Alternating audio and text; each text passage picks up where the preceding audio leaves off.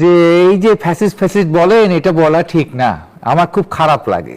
হ্যাঁ, ওরা তো আমাদের আত্মীয়র মতো। এটা কি 24-এর যেটা গণ অভ্যুত্থানের আকাঙ্ক্ষা হচ্ছে গণতন্ত্র, জবাবদিহিতা। মূল কথা হচ্ছে জামাতের রাজনীতিটাই হচ্ছে এন্টি বাংলাদেশ রাজনীতি, বাংলাদেশের জন্মের বিরুদ্ধে। এটা আমাদের দুর্ভাগ্য, এটা আমাদের দুর্ভাগ্য যে হচ্ছে এখন হচ্ছে জামাতকে সাথে নিয়ে আমাদের হচ্ছে রাজনীতি করতে হচ্ছে। এটা খুব লজ্জার ব্যাপার। এবং বিএনপি যে ভাষায় বলছেন যে আওয়ামী লীগ নামের কোনো দল থাকবে না, তাদের তো খুব সুবিধা হয় তাহলে, যে প্রতিদ্বন্দ্বীহীন যদি আমরা মাঠে খেলতে পারি তাহলে একটাই গোল পোস্ট থাকবে, আমরা একাই গোল দিব। জামাত আর এনসিপি কি, তাদের রাজনীতি কোথায়? কিন্তু যে বাংলাদেশের মুক্তিযুদ্ধের যে প্রধান নেতৃত্ব দানকারী রাজনৈতিক দল, তার ট্র্যাক রেকর্ড ভাঙবেন আপনি কি করে? সাজিদুল হক রুবেল, আমরা দেখছি যে ইতিমধ্যে বিএনপিকে আওয়ামী লীগের সঙ্গে তুলনা করছে বিরোধী দল। যদি একটু জানতে চাই, এটি কি আসলে সার্বিক পর্যবেক্ষণ নাকি রাজনৈতিক কৌশল? এটা এক ধরনের, প্রথমত সবাইকে শুভেচ্ছা জানাচ্ছি, আমার সমালোচকবৃন্দ এবং হচ্ছে আমাদের আজকের অনুষ্ঠান যারা দেখছেন দূরের এবং কাছের, সবাইকে শুভেচ্ছা। আসলে এটা আমাদের ইয়া ভাই বলেছেন যে, যদি এটা একটু ক্লিয়ারলি বলা উচিত, তিনি হঠাৎ করে জামাতের আমির গণ অভ্যুত্থানের কয়েকদিনের মধ্যে একটা বক্তব্য দিলেন কয়েকদিন পরে, যে এই যে ফ্যাসিস্ট ফ্যাসিস্ট বলেন, এটা বলা ঠিক না, আমার খুব খারাপ লাগে। হ্যাঁ, ওরা তো আমাদের আত্মীয়র মতো, আত্মীয় বলেছেন আর কি, হ্যাঁ, আওয়ামী লীগকে আর কি, এবং বলে ফ্যাসিস্ট বলা ঠিক না। তারপর আবার দেখা গেল এটা একটা বিরাট বিরূপ প্রতিক্রিয়া হলো চারদিকে, তখন আবার তিনি তার স্টেটমেন্ট বদল করলেন আর কি। তো আওয়ামী লীগকেই ফ্যাসিস্টের খাতা থেকে কেটে দিয়েছিলেন আর কি, উনি আবার ফ্যাসিস্টের খাতায় রেখেছেন।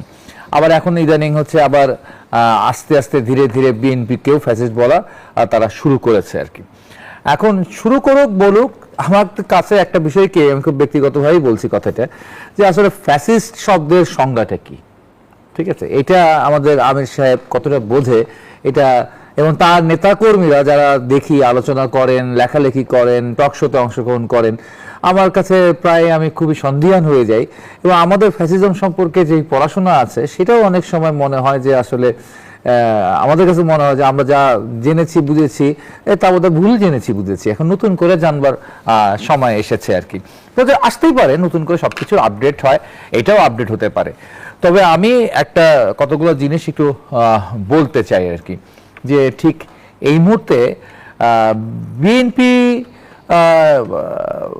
মাত্র 5 মাস হয়েছে, 6 মাস হয়েছে, কিন্তু এই 5 মাস 6 মাস সময়টাকে আমি বলবো যে খুব কম সময় তা বলতে চাই না আর কি। তার একটা কথা বাংলাদেশে চালু আছে, একটা শব্দ আছে যে ইংরেজিতে বলে হানিমুন পিরিয়ড।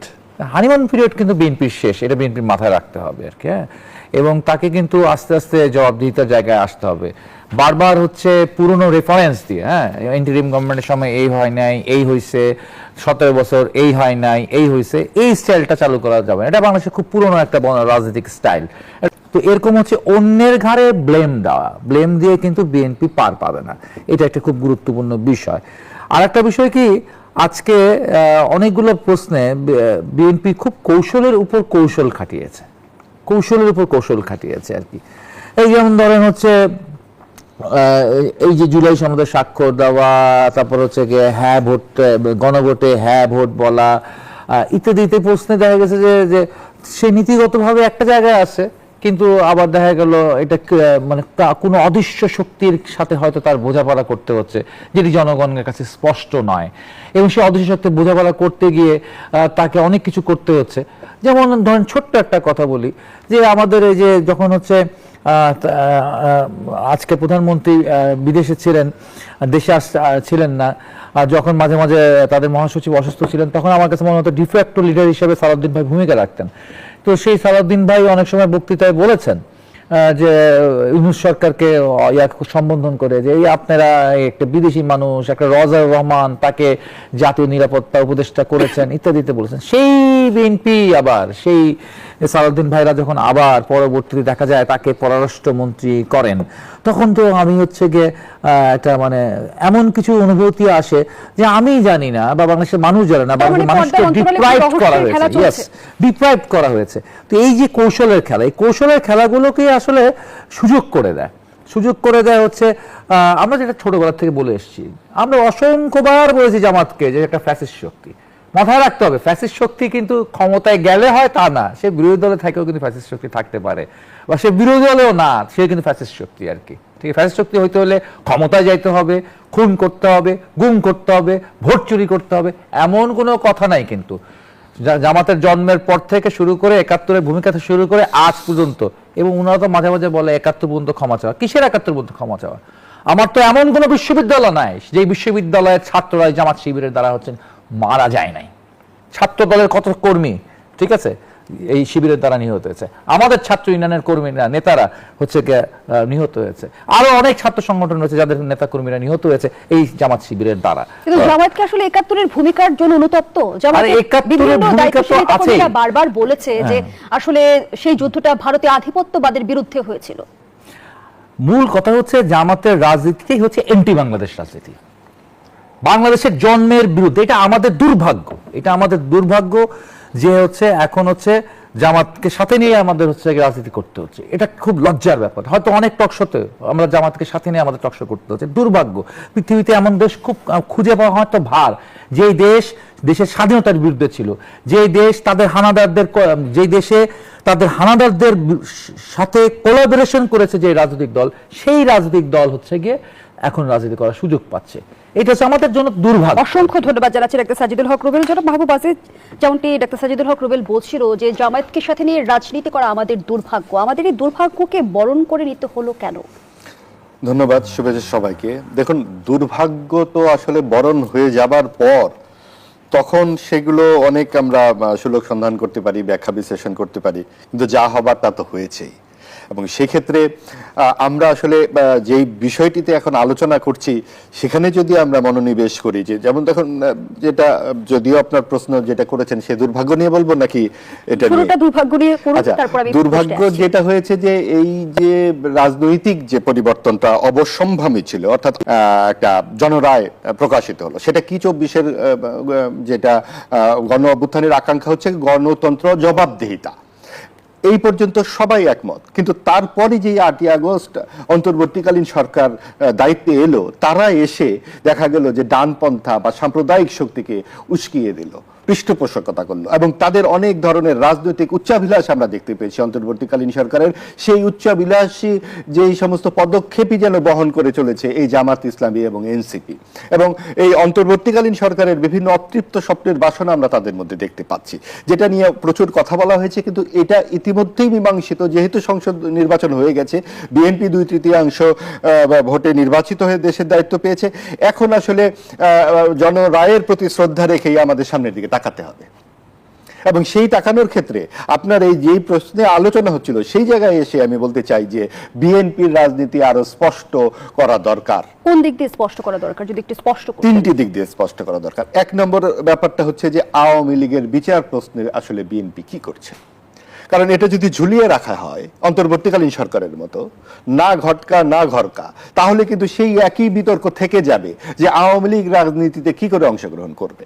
কারণ এই সকলেই কিন্তু খুনি নয়, যারা খুনি তাদেরকে অবশ্যই বিচারের আওতায় আনতে হবে। কাজে এই ব্যাপারে অন্তর্বর্তীকালীন সরকার যেটা করেছিল সেটা আসলে এক ধরনের ধোয়াতে পদক্ষেপ নিয়েছিল, যুদ্ধাপরাধী ট্রাইব্যুনালের সাথে এটাকে মিশিয়ে দিয়ে কোনোটাই যাতে ঠিক মতো না হয়, নানান রকম একের পর এক মামলা দেওয়া হয়েছে, যে সেখানে ৪০০-৫০০ লোকের নাম দিয়ে পুরো ব্যবস্থাটাকে কেমন যেন একটা শুভঙ্করের ফাঁকির দিকে নিয়ে গেছে। তো সেক্ষেত্রে বিএনপির অবশ্যই এই ব্যাপারে আরো স্পষ্ট একটা অবস্থান নেওয়া দরকার, এবং কতদিনের মধ্যে কিভাবে বিচারগুলো হবে, ১ নাম্বার।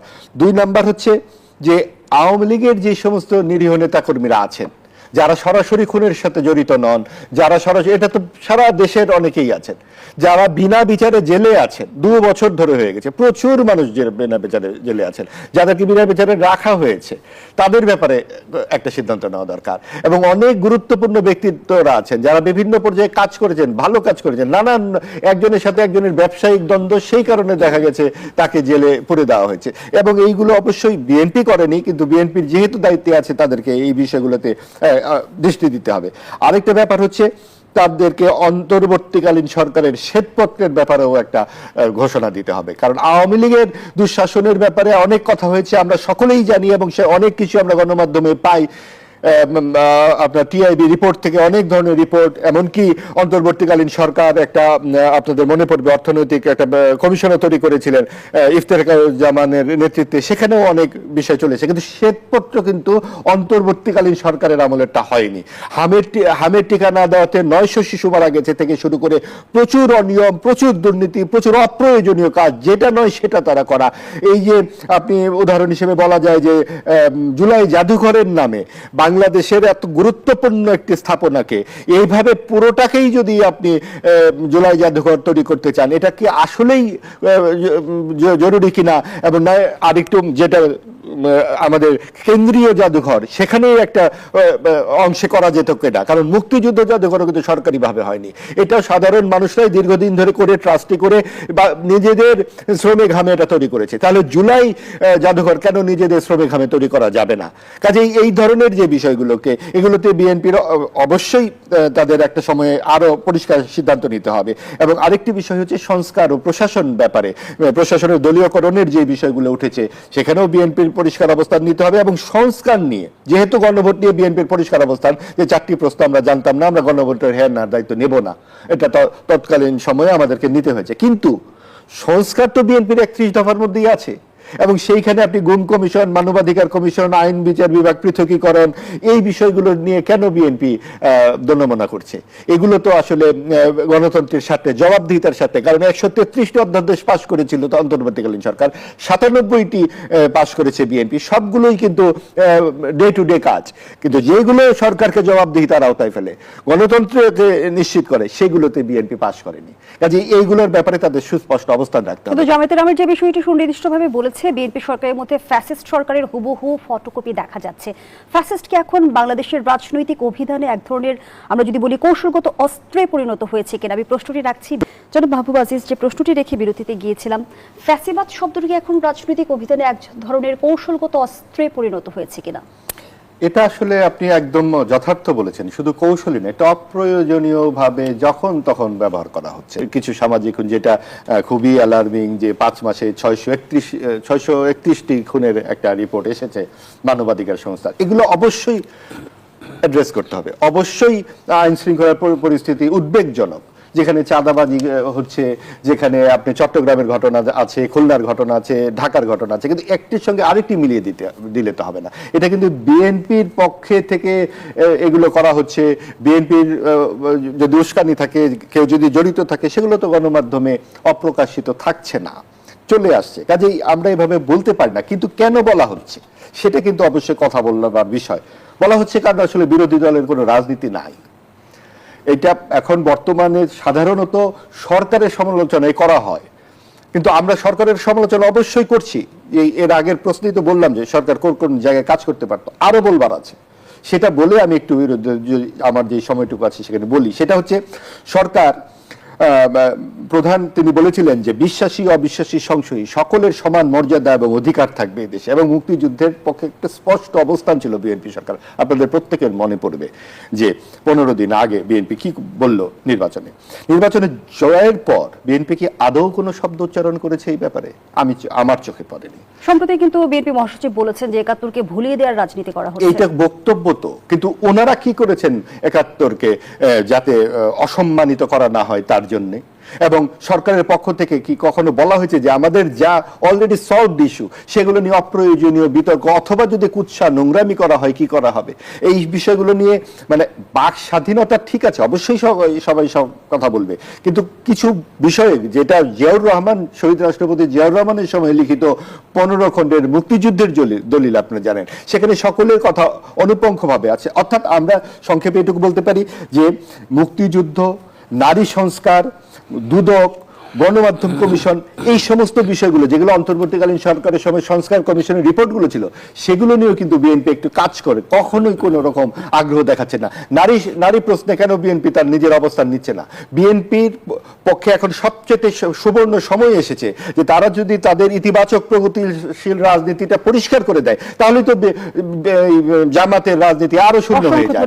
জামাতের যে নারী অবস্থান, নারী বিরোধী অবস্থান, এটাই তো বিএনপি পরিষ্কার করে দিতে পারে, কেন করে না? ডক্টর সাজিদুল হক রুবেল, আমরা এই 6 মাসের ব্যবধানে দেখছি যে গণঅভ্যুত্থানের মতো কর্মসূচি দেওয়ার হুমকি, অনিবার্য বিপ্লবের কথা বলা হচ্ছে, ফ্যাসিস্টের কথা বলা হচ্ছে এবং বলা হচ্ছে সরকারকে 5 বছর দেশ পরিচালনার সুযোগ দেওয়া হবে না। এই যে রাজনৈতিক দলগুলো যখন মুখোমুখি অবস্থানে, সেটি গণতান্ত্রিক স্থিতিশীলতার জন্য কত বড় হুমকি তৈরি করতে পারে? সিনেমে পাকিস্তান আর কি, তাদের পাকিস্তানের একটা বৈশিষ্ট্য যে তাদের এই 75 বছর হয়েছে বোধহয় 1947 থেকে আজ পর্যন্ত একটা সরকার মেয়াদ পূর্ণ করতে পারেনি 5 বছর।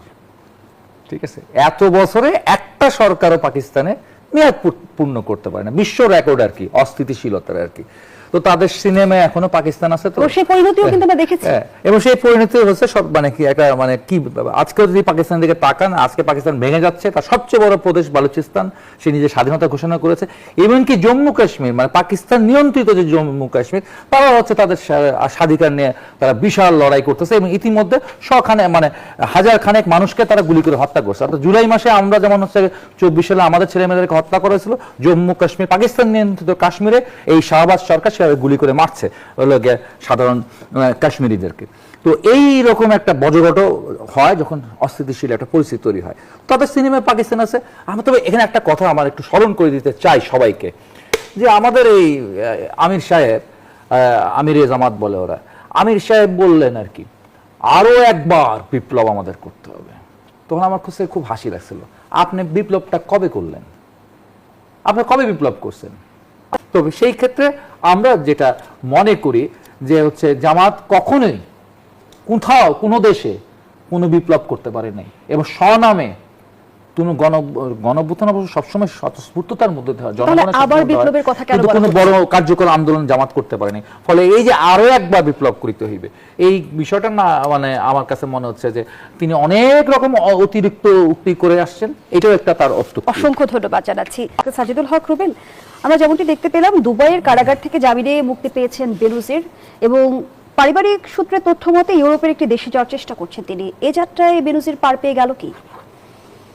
বেনজির তো পার পেলই দেখলাম, ঠিক আছে, কিন্তু আমাদের কাছে মজার ব্যাপার হচ্ছে সংসদে দাঁড়িয়ে যে বিবৃতিটা দিয়েছিলেন, হ্যাঁ, সেই বিবৃতিটা তো ভুয়া হয়ে গেল। কেন হলো এটা আমি জানতে চাই আর কি। ঠিক আছে, এটা খুব গুরুত্বপূর্ণ বিষয় আর কি। তো এর মানে আমরা বেনজিরের গ্রেপ্তার নিয়েও যে বয়ানটা শুনছিলাম বাংলাদেশে বসে আর কি, আবার আমরা বাইরের বিভিন্ন সংবাদ সংস্থা থেকে যে খবরগুলো পাচ্ছিলাম, দুটো কিন্তু মিলতেছিল না। এটা দেখানো হচ্ছিল যে এটা বাংলাদেশের একটা ক্রেডিবিলিটি, বাংলাদেশ পুলিশের একটা ক্রেডিবিলিটি, কিন্তু পরে দেখছি না এটা বাংলাদেশ পুলিশের কোনো ক্রেডিবিলিটির ব্যাপার ছিল না, এখানে ইন্টারপোলেরও তেমন কোনো ব্যাপার ছিল না। তো তারপরে এই যে অতিরিক্ত কথা, তো আসলে শুধু আমির বলে না, অতিরিক্ত কথা আমরা অনেকেই বলি, বললে পরে কিন্তু একটু এইরকম বিব্রতকর অবস্থায় পড়তে হয় আর কি। তবে আমি দুটো কথা একটু বকুল ভাইকে একটু বলবো। বকুল ভাই প্রথম পর্বে একটা কথা বলেছেন যে এখন তো বিএনপিকে ফ্যাসিস্ট বলার কোনো প্রয়োজন নাই, কারণ অনেকগুলো বলতে গিয়ে একটা কথা বলছেন যে গায়েবী মামলা এখন আর হচ্ছে না। আরেকটা কথা বলছিলেন আচ্ছা যে তার দ্বিতীয় পর্বের আলোচনা যে আওয়ামী লীগ নামে কোনো দল নেই, আওয়ামী লীগ নামে কোনো দল থাকবে না। এই যে দুটো কথা যখন বলবেন আর কি, এই দুটো কথার মধ্যে আমি একটা ইন্টারলিঙ্ক করি। গায়েবী মামলা এখন কিন্তু হচ্ছে, ইউনূস সাহেবের সময় থেকে গায়েবী মামলা চলতেছিল, আর প্রকট আকারে চলতেছিল। একটা মার্ডারের জন্য 400 জন 500 জনও হচ্ছে গিয়ে আসামি হচ্ছিল। এই আসামিরা কিন্তু অনেকেই হলো বাস্তবে দেশেও ছিল না, ঠিক আছে। এবং দেখা যাচ্ছে যে একটা ইউনিভার্সিটির ভিসি তিনি একটা মোড়ে দাঁড়ায় একটা মানুষকে হত্যা করছেন, এরকম ভাবেও তার বিরুদ্ধে কিন্তু মামলা দাঁড়িয়েছে। একজন সাংস্কৃতিক কর্মী, একজন হচ্ছে নারী সাংবাদিক, এরা সবাই হচ্ছে বিভিন্ন খুনের মামলার আসামি করা হয়েছে। এই মামলাগুলো নিশ্চয়ই হচ্ছে বাস্তব মামলা নয়। এটা হচ্ছে এক সময় সে সময়কার আইন উপদেষ্টা বলেছে যে এই ধরনের মামলাগুলো করে পুরো বিষয়টাকে লঘুকরণ করে ফেলা হচ্ছে।